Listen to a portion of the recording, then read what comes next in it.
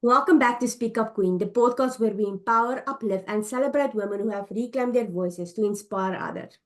I'm thrilled to introduce today's guest, Jaime Pallotolo. Jaime is an energetic master, soul seer, and shamanic healer who helps high achieving women unlock their next level of expansion, both in business and life. Jamie's personal journey is equally inspiring. She's overcome corporate burnout, an abusive marriage, and even faced life-threatening moments twice. Today, she's passionate about helping others thrive while holding space for their healing and transformation. In this episode, Jamie will share the moment she decided to take charge of her life and begin healing. Practices that help her build confidence and self worth. How she sets boundaries to protect her energy and peace. Advice for women who feels voiceless and or unseen. What she hopes other women will take away from her story. I can't wait for you to hear her powerful insights and inspiring journey. So, without further ado, let's welcome Jamie to Speak Up Queen. Hi, thank you for having me. I'm so excited. Yeah. So the moment I decided to take charge of my own life and start healing myself was my first near-death experience, and that was 4 years ago. I had been excessively bleeding from my uterus every day for 6 years, and I had no idea that that wasn't normal because my doctor said it was when I had PCOS. Yeah. And I got to the point where I lost so much blood that I almost went into heart failure. And so that whole year, and it was during COVID year, that I was in hospital getting tests done and having multiple transfusions and being able to have infusions as well. And I ended up into the hospital for over 26 times that year. And no matter what tests they did, no answers came up in sight of what the reason was for why I was bleeding and why this was happening to me. And the very last time I was in the hospital that year, the doctors came in my room, and I very clearly remember this that they're like, there's nothing else that we can do for you. You're going to die. And I was 33 years old at the time. And I was like, there is no way that I'm going to die right now. I haven't even lived yet. And so that's when I knew I had to take back my power and to be able to do it myself because I was realizing that I was allowing everybody else dictate my life, my decisions, my health, my body, and it was becoming a detriment to me. And being able to realize that I knew my body more than anybody else. And so, what I did, and as a healer myself, I had to take to the internet with all of my shame of a healer needs somebody to help her heal, right? And I didn't have the capacity to be able to hold space for myself and heal myself at the same time. So I needed to have a community that believed in the same thing that I did, in instantaneous healing and being able to hold that capacity for me so that I could heal. And I did find those people, and even Joe Dispenza's healing team. And that was 4 years ago. And I'm like, I'm still living, I'm here. And that's been my journey for the past 4 years to deepen my relationship with myself and heal and mend my trauma and hold that duality of suffering and thriving and to live life because there is no time to waste. Yeah. And that has been my catalyst for what I teach women now is how to leverage their own energy, taking back their own power, and being able to own their own authority to provide and live a life that they have always dreamed of. Wow. I always getting so excited to hear women on their healing journey say that we already have the answers. It's within us. As soon as we know that we've got the power to change our future, um, it's just amazing. And I'm so glad that you found your safe space because a safe space for you to heal is so important. It is like seriously, I think that's the most important part of starting healing is just getting your tribe. Um, Yes. What practices help you build your confidence and self-worth? Oh gosh. Um, for me, my body has always been the boundary and the source of like my own judgment and doubt and limitation and even paralysis.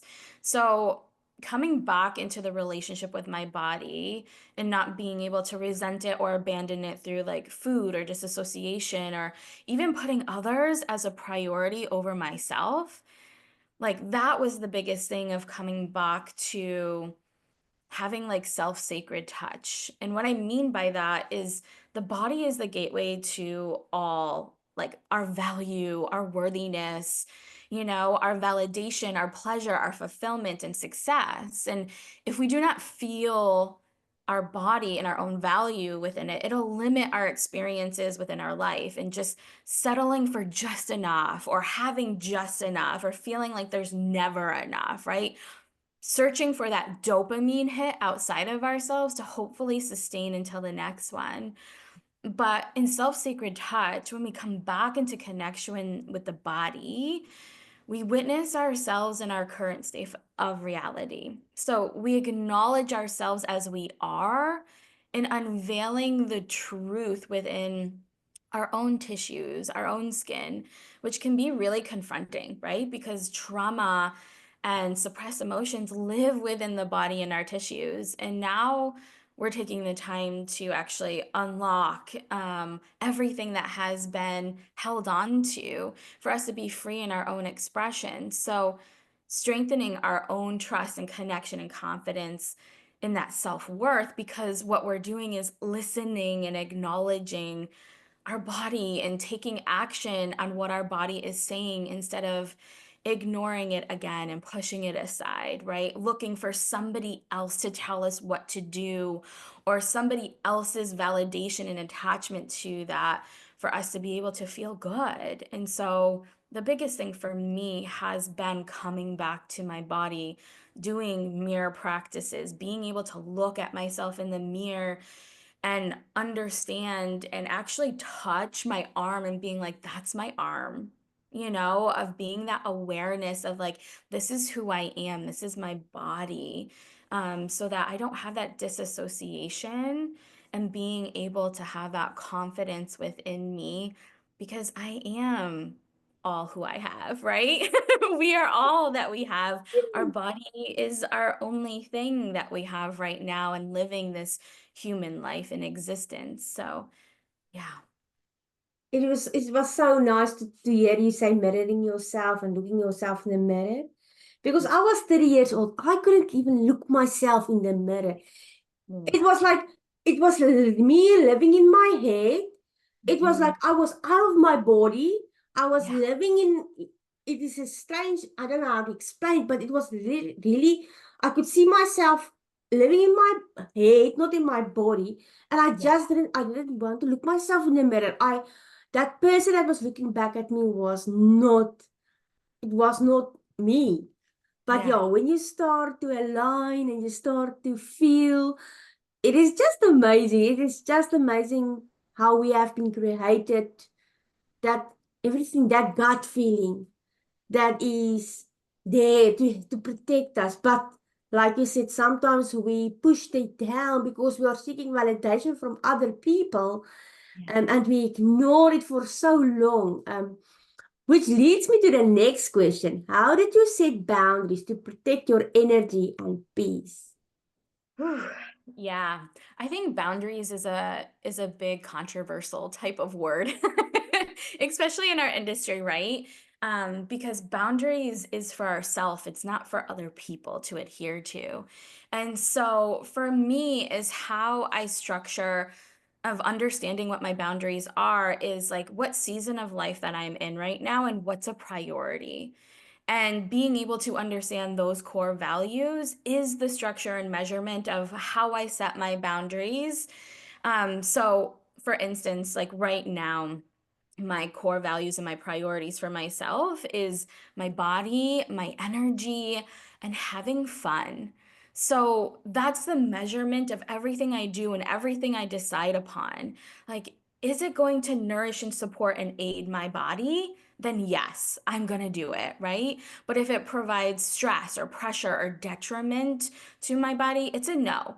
Yeah. And this goes back to that whole aspect of being able to strengthen that confidence and trust within yourself as well. Because by honoring my body and my desire, my boundaries, it instills that deep connection and trust, right? With the relationship that I have and saying, oh, I'm listening to you, but I'm actually taking action on being able to listen to you and respect you and put you as a priority instead of being able to push aside and put something else or somebody else as a priority over that. So that's how I measure my boundaries. And as a healer, energetic protection is number one. Everybody should be protecting their energy. And a lot of, I'm going to share with you a little bit of practice that everybody can do because it is so simple and it can take like 30 seconds for you to be able to protect yourself so that other people's energy don't influence you or your emotions or your decisions in moving forward, especially people who are very empathic and take on the emotions of other people and process it within their body. It can be very detrimental to themselves and their health as well. So, for an energetic protection, this is what I suggest. And I know a lot of healers might suggest like white light, but hear me out a little bit here is that what we believe in and what we deeply connect to within our life, a memory, a person, even a dog, any situation that invokes that feeling of deep connection, of love or happiness within you is what I suggest you like closing your eyes and going back into that memory. And you're feeling that memory within your whole body radiating through it. And you're taking that energy and you're putting it all around you, above and below you. Now, unconditional love is the highest vibration of any type of protection here that we have. And so, being able to take something that you remember, having the essence, feel it, put it as your own protection, everything else that's not vibrating at that actual energy and frequency will actually not even come through that energy. It will actually bounce off and go back into whoever that person is or into the abyss or whatever that might be, and it doesn't affect you because it is at a lower vibration. And so this is like a technique that I just share with my clients as well, and really grounding into so that at any moment in time that they can protect themselves, and it's easy, direct, simple, to the point. Yeah.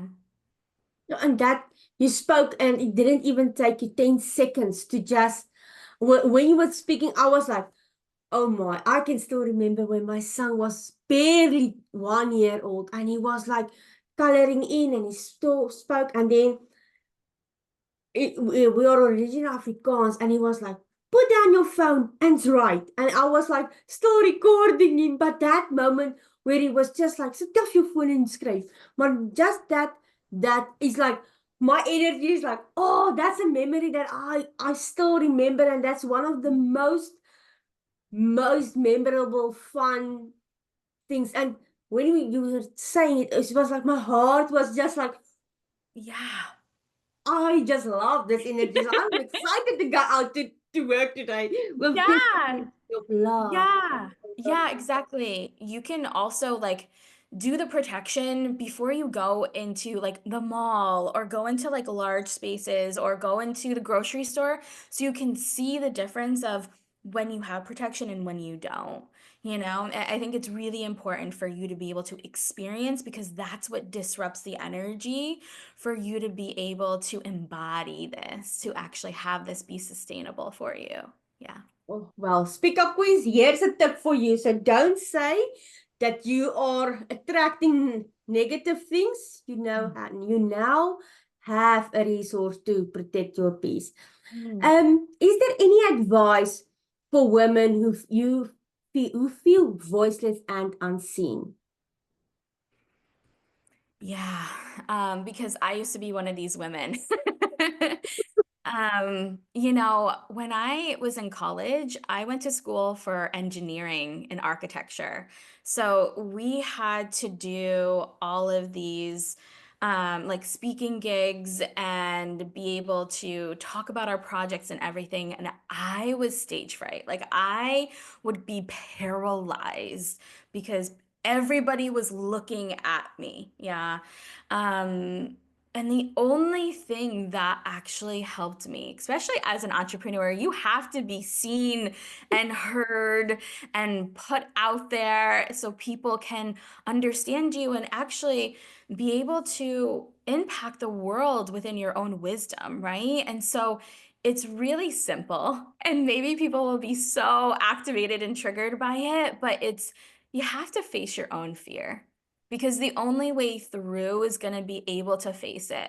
Whatever that attachment is, like whether it's fear of or validity or worthiness, that is the dominant vibration that is making your decisions within every aspect of your life and relationships, your business, even your fulfillment in your future. It's limiting you to receive because it is through fear and cowering to it versus the empowerment of you facing your own authority and taking action through it. So, those people who feel voiceless, speak. Yeah, speak.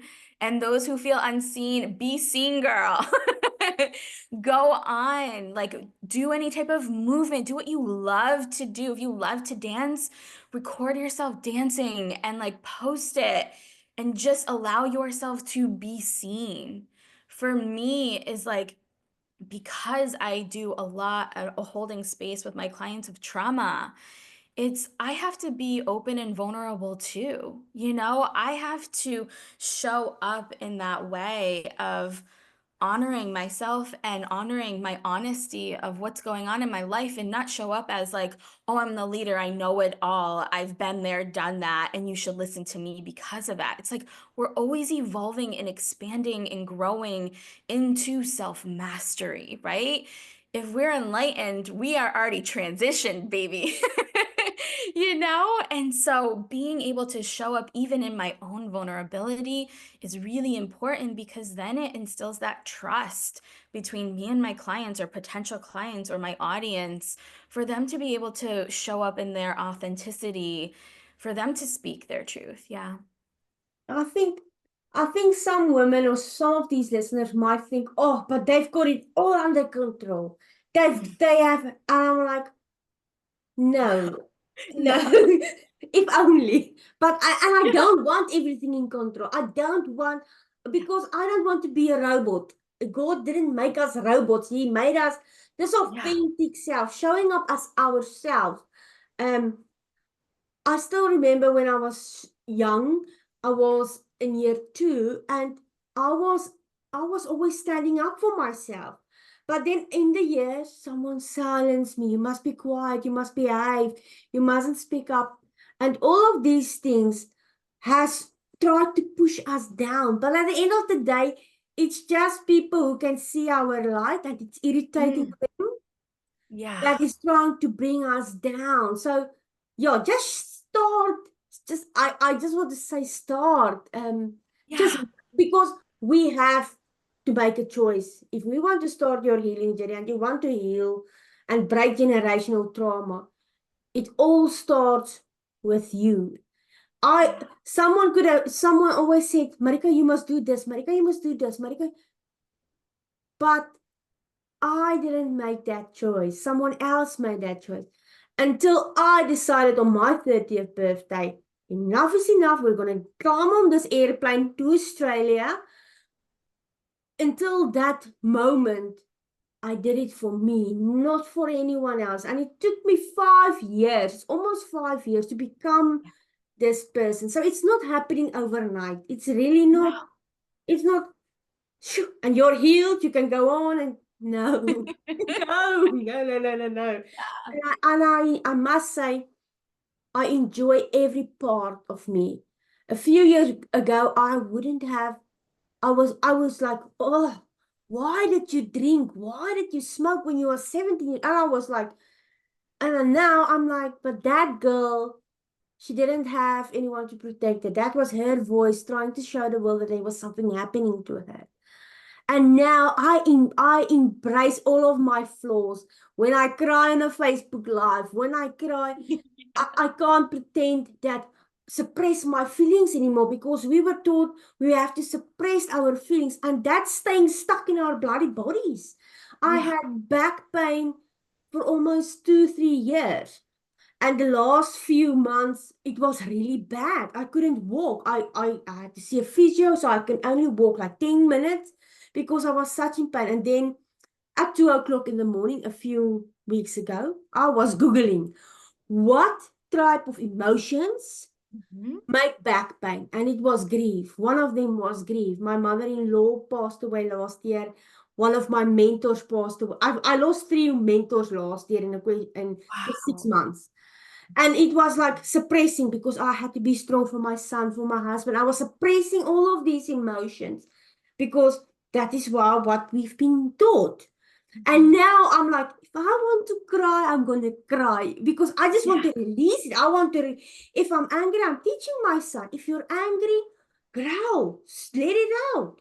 Because if you want to cry, cry. Because we need to teach our children that it is okay to cry, it's okay to be angry, it is okay to scream it out. I mean, there's nothing like for me when I am on a mountain and I scream to get that to release that all of those emotions that our bodies hold on to.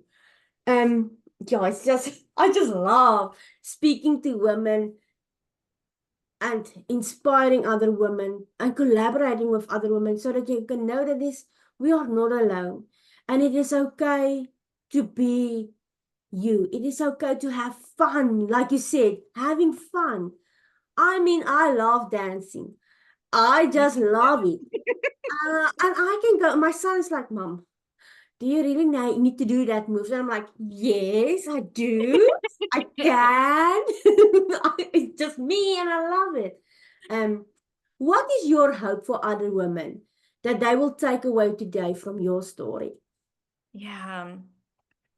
I think the biggest thing is that anything is possible because you have the power and authority within you to make anything happen and being able to live the life that you want to. Like, you are the creator of your life.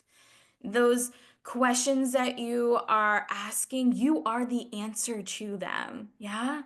And if you don't see like that there's another option out there, if you feel stuck, if you feel paralyzed, like just know that there is another option. You know, when somebody is telling you something about yourself, you always have that authority and free will and power to be able to do whatever you desire and believe in, and being able to come back to the source and remembrance of why you're here. Like, we're here not to suffer.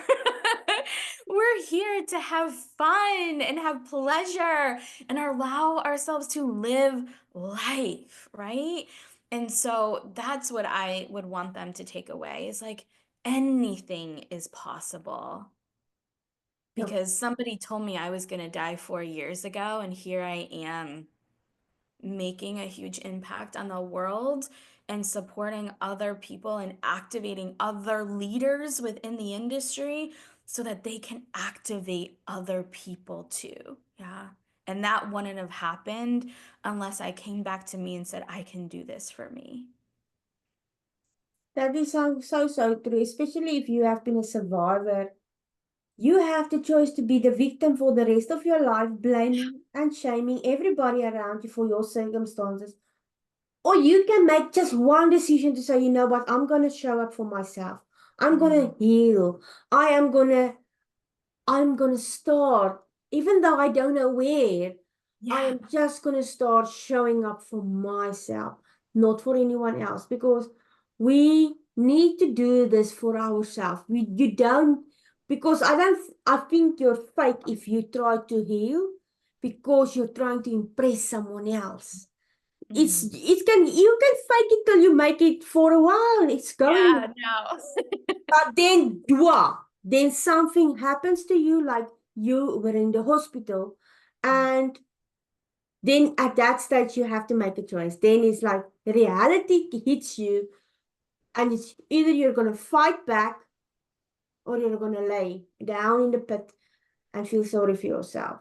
And I Yeah. don't say you mustn't feel sorry for yourself. We must respect each emotion that we've endured, the anger that has still sometimes in our bodies for what happened to us.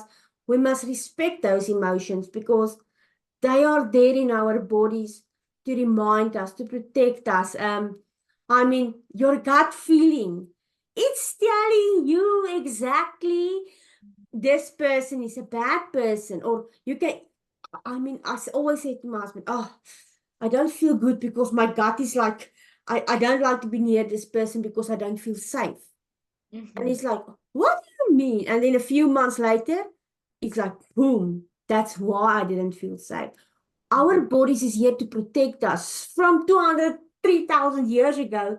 Yeah. It just wants to, it's just here for survival, to survive and to protect us. And we must really tune into it. We must tune into listening to that. If someone, if you, because if you don't feel safe in your body, you won't be able to heal because your body is, I need to protect you. So we do nothing now because we need to protect you. So yeah, it's just, it is just amazing to know that it all starts within us. Yeah. I think also too is on the understanding that, there's a lot of mindset aspect that goes on in our industry, right? It's all about the mind and it's all about the thoughts and the beliefs, but where it all starts is in our body, right? We have an experience, and our body says, I feel safe or I feel unsafe, which triggers the mind to create a story and being able to keep you safe and in the comfort, even if it is in detriment to yourself, right? That's why a lot of people are like, oh, I can't do this, or it's not safe, or I can't go there. I have to be in the comfort because their body is trying to be able to keep them safe. But we have to go to the source of getting out of the mind and into the body so that we can disrupt and rewire that pattern of that experience and that emotion that's coming up of this might feel similar and it might feel unsafe, but it's actually unfamiliar because we don't have control of what's going to happen. It's the unknown of what's going to happen on the other side of what our choices is, our decision, or taking action on that. And that's scary, right? That's scary. But it's like we need to leap, man. Just like you said, we feel that passion within our body. And it's like we need to take action and trusting that feeling and going for it. Because otherwise, we're just going to stay stuck in our victimhood, like, oh, woe's me, going down a spiral and just being like Groundhog Day every day over and over and get to the end of our life and being like, fuck, did I really live? I should have done this. I should have done that, you know? So, yeah, I hear you. I'm with you. When I was working in the old age home in South Africa, and most of those old people, when they were in their dying beds, it was, I should have done this. I should have lived more. I should have taken more chances. And that was like, for me, it was like not a waste of life, but to see these people, these older people, the elderly, they've been through so much more than we were Mhm. going through these days. But, and it was like, they are so, I don't know what the English word is because now I'm thinking in Afrikaans. But they were so sad that they have missed opportunities in their lives. I should have married the person that I was loving, but Mm. instead I didn't. I went for the wrong one because what would people have said or things like that. And like you said, it's missed opportunities. We only live once. That's the thing. We live every day. We die once. We die once, but we live every day. Um, And just to forgive yourself for things, mistakes that you just did Yeah. 5 minutes ago. Forgive yourself. It's in the past. We can do anything about it. But we can decide, you know what? I'm not going to do this mistake. I might do it again, but I'm going to try my best to empower, to learn new things, because there's so many things out there in the world, knowledge all over us, books that we can read of women who already walked the walk. It's just starting this journey and knowing that you're not alone, and don't waste another second of your life doubting yourself, and at the end of on your deathbed, deathbed, you tell yourself, "Oh, I wish I did it. I wish I could have done more." Don't be wasting time on things that doesn't really matter. Don't waste time on people that is just there to use and abuse you. Yeah. No, It's not worth it. nope, definitely not. Well, Jamie, we are on top of the hour, and I just want to say thank you so much for your time and your energy and Yeah. all your knowledge. I really appreciate it. I am energetic. I am like ready to go to work and just be me, showing Mm, up as me, and let all of us attract the people in our lives that deserve to be surrounded by us. yeah. Amen.